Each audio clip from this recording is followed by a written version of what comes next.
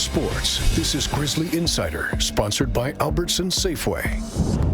Hello, everyone, and welcome to the latest edition of the Grizz Insider. Alongside the voice of the Grizz, Riley Corcoran, I'm Kyle Hansen, and Riley, Montana's coming off a very disappointing loss down in Flagstaff. Yeah, that was tough. 28-14, clearly not the best version of the Grizzlies that we saw there. And Kyle, it seemed like it was off kilter from the opening kick, really. I mean, Northern Arizona, with the schemes that they had out there offensively, the Grizzly defense that had been so solid all year was kind of on their heels. Then you go to the offensive side of things. Montana could really never get it going. And then the staple that you always can count on is special teams. Right. And then there was a blocked punt early, a missed extra point. So it just unraveled pretty early, and I think just very surprising across the board that the Grizz did not show up down in Flagstaff. So one of those games where it just kind of felt off from the start, and then it felt on for NAU. You know, you look at the way they started. I mean, even that first drive, even though they threw an interception, which was a great play by Trevin Gradney and Braxton Hill to make that happen, NAU were doing a little bit of hurry up. The ball was moving. They had their freshman quarterback come out, Adam DeMonte, and then they get the blocked punt, and then they score immediately. And, you know, we were talking off camera a little bit. NAU was fired up for this game. They wanted this one. They were, and you could tell their season was on the line, right? And it's so easy for us to look at 3-0, top 15 ranking against a team that's 0-3 that just got blown out by Utah Tech, a team the Grizzlies had previously dominated, and just say, okay, this is going to be an easy win. That's not the case. For Northern Arizona, how much did that game mean to them? They're at home. Bobby Hauck had never lost to Northern Arizona. Anytime, even with Montana, whether they're good teams, whether it's not so good, it's a big deal for the rest of the league to beat the Grizzlies. And you're right. You could tell right away how fired up their sideline was. I mean, you were the one that was down there. I mean, just comparing them back and forth, what were some of your observations? To me, I could feel it, at least in the first quarter, but for you, your observations down on the sideline. And honestly, and it was right out of the gates with that first drive, even though, like we talked about, it ended poorly for them. You know, the crowd was kind of into it. They were feeling themselves a little bit that they were able to get some motion and movement. And then that block punt, I mean, just the complete catalyst for the team and really kind of set the tone for the rest of the game in a way, because that is Bobby Hauck's special team and what the Grizz do. And then to turn that block punt into points, because we've talked about that a few times on the show. Turnovers or a special teams play, you have to turn those into points for momentum, and NAU did that. I think a couple of things to piggyback off of that. The Grizzly offense is in a spot right now where if there's too big of a hole to dig out of, there's a lot of added pressure on there, right? And if you fall in a 7 or 14-point hole, it seems almost insurmountable. And I think the block punt was a big key in the game. Also, Kyle, I think in the second half, when the Grizz, everything that went wrong for them, they were only down by 7, and they were driving. They were in Northern Arizona territory, and I think the interception by Sam Vidlac, that was also another huge turning point, because Coach Hauck, I mean, he said it to us in postgame, and we're going to talk to him here momentarily, but the Grizz had kind of settled in a little bit to where if they could have gotten points, tied up the game, could have been different. That interception was huge. I agree, and they were getting momentum, you know, and Coach Hauck mentioned this after the game as they get that touchdown and the 2-point conversion to kind of get them back on track,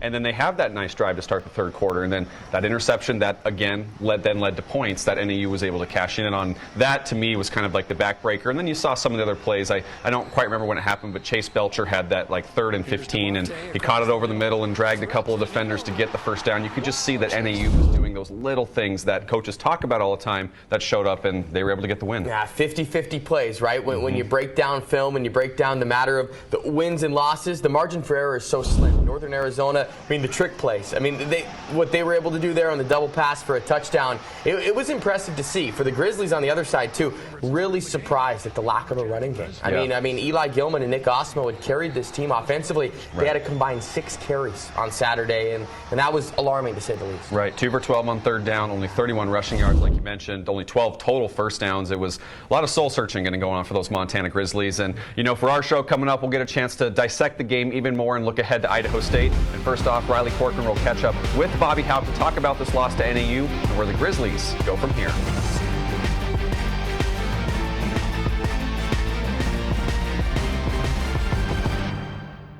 Welcome back to Grizzly Insider, sponsored by Albertsons Safeway. And welcome back to the Grizz Insider. Tough one for Montana to open up Big Sky play against Northern Arizona, joined by head coach Bobby Hauck. And Coach, I'm sure it was a long flight back and maybe not much sleep on Saturday night. Just take us through kind of some of the initial thoughts and maybe what disappointed you most. Well, tough one is understatement maybe. Football, college football in particular, is very interesting in this regard. You know, losing that game down there is it's a big hard loss for us. It's a game we would expect to win, but you got to go play them. You got to make the plays. You got to play well enough to win, and we didn't. So. Good for NAU, but we've got to do a better job.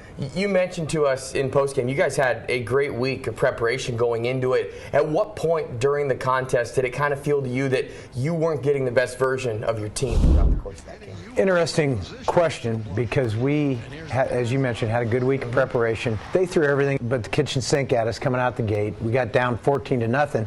But then we settled in.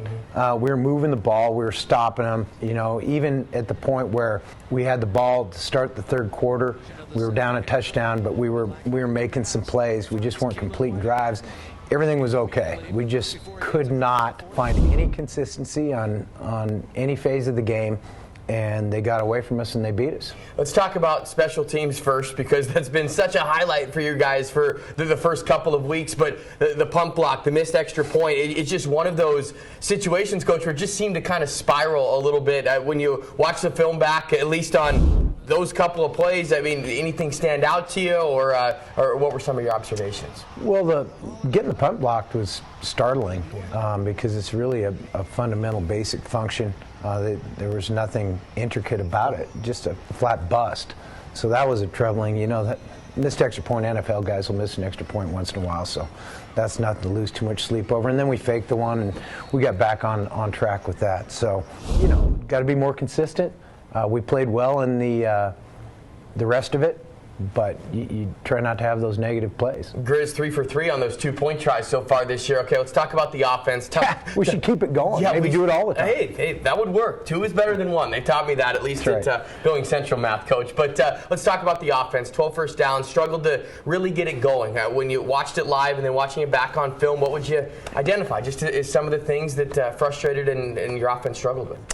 Well, I think the frustrating part is when you look at the analytics, we had more explosive plays than NAU did, but only scored 14 points. So the keys are we're not sustaining those drives when we get going.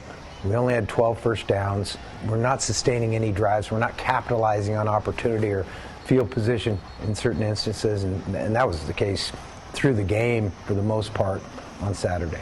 Defensively, it seemed, you mentioned it, Northern Arizona, it felt like they had a brand new playbook. Now they were shuffling their quarterbacks the first couple of games. They go with the true freshman. Just talk through some of the things that they did that gave you guys issues. And again, you guys settled into the contest, but it just seemed like a blitz to start. Just take us through some of the things that maybe gave your defense some problems. Well, we handled everything they did for the most part, except we didn't do, it goes back to the conversation you and I just had on the punt protection, just fundamental things. I mean, cover your man in man coverage. I mean, they picked us some, and they did some good things in third down, but those are things that are not going to kill you and not going to win the game for you. It's us not doing our jobs, and we've got to get it right, and we've got to do our jobs and execute it at a high level, and we didn't. Coach, you've been doing this a long time. There's the highs of the highs, the lows of the lows. When losses like this happen, what's the most important thing as the head coach of a program to lead a bunch of people, we're talking over 100 people, into the next week, and to know that, hey, there's still a lot of football left to be played? We haven't had too many of these historically, but, you know, we're here at the station. Greg Heinzman's been producing this show for 20 years, and he's seen it all. And we've had some interesting Sunday mornings where we commiserate and have a cup of coffee together. And that's what we got to do. We got to go solve what we did wrong. We got to do better, and, you know, take credit for what we each as individuals didn't do well. And that starts with me, and that'll permeate the team, and it'll be a rough couple of days, and we'll get back on track. Final question for you. Kyle's going to talk with Keelan White, and it's just been so cool to see him emerge the last couple of weeks. And he's not only doing it catching the football, just talk about Keelan White's career progression and what you've seen from him so far this year. Keelan's a great guy and a great asset to his football team. He's played really well the last couple of weeks. He's catching it.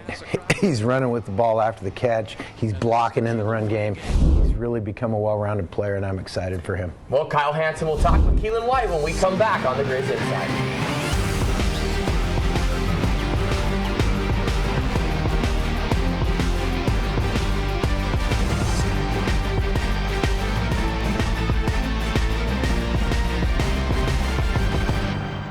Welcome back to Grizzly Insider, sponsored by Albertson Safeway. Welcome back to the Grizzly Insider, and I'm excited to have junior receiver Keelan White here after a career day against Northern Arizona. Keelan, thanks for being on the show. Yeah, no worries. Glad to be here. Absolutely. So walk us through the game. Obviously, the loss is difficult, but 9 catches, 92 yards for you. We've seen you kind of break out over the last few years at receiver, but the game on Saturday, just what was working while you were able to find some success through the air? Yeah, I was just, it was hard, obviously, with the loss, but I was just trying to do my thing, just compete, get open whenever I could, help the team as much as I could in the game, but it didn't come out on top, but go back to work and do it. The first couple of non-conference games, you've had kind of some of these moments, and then the game against NAU, you were able to kind of break through a little bit. Did you see something in the defense? Like, what were you maybe able to exploit or help your quarterback? Were you able to be open and find the ball? Yeah, I was able to read the defense really well, as I usually do, but I was in the right place at the right time a lot of times, and I made the catch, and that's all you ask. So right. Yeah. You, Keelan, obviously your career the last couple of years has been growing and growing. I remember watching you catch that touchdown in the spring season, and then you've kind of grown from there. So for you, from your perspective, what's it been like the last few years, kind of becoming more of a focal point in this offense? You know, I've just embraced the grind past few years. I've really worked hard and competed every day, so it's just been, I'm grateful to have my opportunities when I get to them, and yeah, just pretty much embracing the grind every day. 5 touchdowns last year as a sophomore. Could you feel yourself maybe feeling more comfortable? Like, is that why you maybe found some success a year ago? Yeah, definitely feeling more comfortable, like in the system and reading defenses and all that other stuff. Getting more comfortable has definitely been a big step in. Your career as well, it's interesting. You've done some slot work, you've done some on the outside. You kind of had to be kind of a utility man on that. Yeah. What's it been like learning that and kind of being so dynamic in the receiving game? I think it's helped me a lot because knowing every position is big, like knowing all the routes and all the offense. So it is a big deal knowing that. So I think it's helped me a lot. Going from your sophomore year to your junior year this year, what was the biggest thing you were trying to grow in, and could you feel that you were maybe ready to take that next step as kind of one of the primary receivers on this team? Yeah, going to my from sophomore to junior, obviously I moved back outside from the slot. My biggest thing was getting comfortable again back at the wideout position. Getting releases down, winning one-on-one, stuff like that, because you have a lot more space in the slot than you do out wide, so I just needed to get comfortable doing that, but I think it's been good. Did it click pretty quick, kind of going back to that way? Yeah, it clicked pretty quick, because I've always known what's going on everywhere on the field, so when I'm in that spot, I just make the play. Absolutely. Yeah. So your background, obviously very fascinating. We don't get many Canadian football players coming down and playing college football in the States. And so for you, just walk us through your background. What was playing football like in Canada and learning the game up there? It's good. Canada, we got a lot of good players up in Canada, but I think the biggest difference is there's not that many. So it's kind of all like spread out between everywhere. So it's been good going from being up in Canada. But yeah. What was the scene in Vancouver like growing up? Because it's obviously one of the bigger cities in Canada. So what is it like? Was it pretty popular there? What was it like with football? Because obviously football's so big in the U.S., but up there, like, it seems like a sport that it's got some popularity, but it seems like a niche sport. Yeah, high school football, and especially in like big cities like Vancouver, aren't really that popular.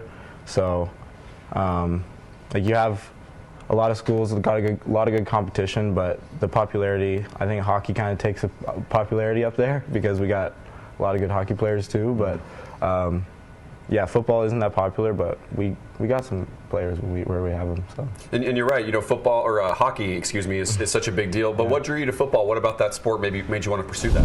Oh, I love the competition. I love the 11 guys working towards a common goal, that type of thing. But yeah. The transition from high school football in Canada to college, what was it like? Because as you mentioned off air, you guys were playing American rules, whereas the rest of the country is doing Canadian rules. Yeah, I have played Canadian rules before.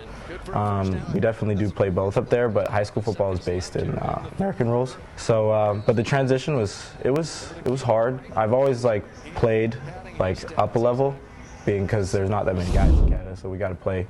I had to play against older competition, so I've been used to that. Usually, but it definitely was hard transitioning because college football is way faster than high school football. Oh, for sure. And stuff like that, but I was able to get in and compete and do what I do. What was the recruiting process like for you? What was it like kind of getting your name out there and looking at maybe schools in the U.S.? How did that process work out? It was hard. Yeah, because being from Canada, you don't really get that look from American schools like you do because, obviously our competition, who are we playing against, taking a chance is hard, so I was just trying to get anyone I could to take a chance on me. Absolutely, and it's worked out well for you. So for you, Keelan, obviously you guys sitting at 3-1 right now, the disappointing loss to NAU, but there's still plenty of season left. Just from your perspective and the team's perspective, what do you guys need to correct going forward, as you guys still have a lot of season left and could surprise some people here going forward? Yeah, just got to get back to work, get back to the grind, start executing, stuff like that, yeah. Awesome. Well, Keelan, thank you so much for your time and for coming on the show. Of course. Appreciate it. And don't go anywhere. Riley Corcoran will rejoin me to look ahead to Montana's next game against Idaho State.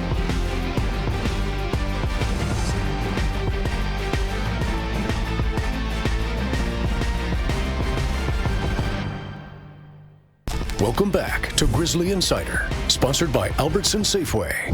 Welcome back. It's homecoming week here in Missoula. Grizzlies trying to end September on a high note. In comes the Idaho State Bengals. And before Kyle and I talk about it, let's hear what Coach Hauck had to say. Well, we're excited to get back home and have a chance to get back on track. Need to certainly have a better performance than we did last week. As I said off camera, I've been worried about the Grizzlies. Now I got to get worried about Idaho State. But Idaho State's tied for first in the conference. That's what I know about them. We better be ready. Well, Kyle, Coach referenced it at the very end. It really doesn't matter who the opponent is this week. The Grizzlies are focused on themselves, but the Bengals come in here and flying high after their first win of the season over Northern Colorado. Right, and they had a tough non-conference schedule to take on San Diego State, Northern Iowa, and Utah State, and losing all three of those, getting their first win for Cody Hawkins as a head coach, the son of Dan Hawkins, head coach at UC Davis. So, like you said, they're going to be coming in flying high a little bit. Grizzlies on the low, but man, Montana needs a statement win, regardless of who it is at this point. They really do, and you look at what Idaho State, their makeup, they have the best passing offense in the Big Sky, the worst rushing offense, so they're going to try and sling it around a little bit. That could be interesting against the Grizzlies secondary. Coach Hauck referenced it earlier in the show that maybe there were some breakdowns there. That could be a fascinating matchup to watch on Saturday. It could be, and it makes you wonder what Idaho State will pull from Northern Arizona, the tight ends in the flat, things like that, and trying to maybe some of the picks that were going on that you can get a guy open. And like you said, they like to sling it, and they're going to come in here with no fear. Right, they're going to play with nothing to lose because also a 1-3 team. We just saw that with Northern Arizona. So the pressure is kind of on Montana on this one, and everybody knows Idaho State's one of these programs that struggled in the past, haven't had a winning season since 2014. But with a new young head coach in Cody Hawkins, you got to think maybe they kind of are looking at this as an opportunity for them. It seems like a breath of fresh air too, right? The Charlie Regal experience didn't work out in Pocatello, but you were in Spokane. You could feel it with Cody Hawkins. What a different dynamic too with Dan Hawkins. I can't wait for when Idaho State plays UC Davis. Get your popcorn out for that. But it just seems like a fresh perspective of what the Bengals are bringing in here to test the Grizzlies. I 100% agree. And with a guy like Cody Hawkins, who has grown up in a coaching family, he's just going to view things differently. But that program needs kind of like that young, hungry guy because of their struggles in the past, right? They need someone who's going to be passionate and not really care about the struggles. Who's just going to say, hey, we're going to do my thing and we're going to try and turn this thing around. Well, it's been working so far. Again, we talk about that passing offense. Toppest in the Big Sky, over 330 yards per game. They've scored 17 or more in every contest, put up 28 on likes of San Diego State, Utah State. So Grizz have to be on alert. Just first week of the Big Sky. Observations, what stood out to you? Obviously, two top 10 matchups. Eastern Washington beating Davis caught my eye, but what stood out to you week one of the Big Sky? What a first week, though, to kick things off, right? But I think the thing you have to take a look at, you have to probably twofold is both Montana State blanking Weber State in a top 10 matchup, and then Idaho getting it done against Sac State, who had the week prior beat Stanford. So, and I think Sac State is as game as anybody's going to be. That was Idaho's first home game. They're going to turn it around, but it's just, you look at that, and like you said, Eastern Washington's surprising some people so far, and the Eagles, they're back, man. It'll be interesting to watch the Big Sky play out. We'll wrap up the show next here on the Grizz Insider. There's more coverage of the Grizzlies online anytime at montanasports.com.